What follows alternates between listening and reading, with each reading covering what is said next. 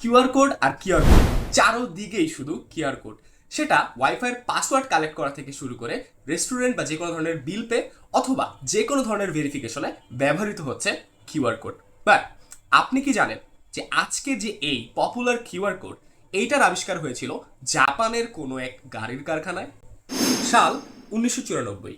জাপানের ডেনসোএফ গাড়ির কারখানায় এক বিশাল সমস্যা। গাড়ির বিভিন্ন পার্টস ট্র্যাক করা, আলাদা করা কিংবা গণনা করা, সব কিছু মিলিয়ে পুরা মাথা নষ্ট করে একটা অবস্থা। এমনকি তখনকার বারকোড ছিল মাত্র সিঙ্গেল লাইনের, সেখানে কম ডেটা ধরতো এবং স্ক্যান করতেও অনেকটা সময় লাগতো। তো উপায় কি?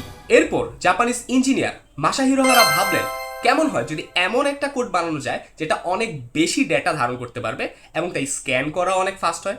তো তা ভেবে তিনি কোথায় ছুটলেন জানেন?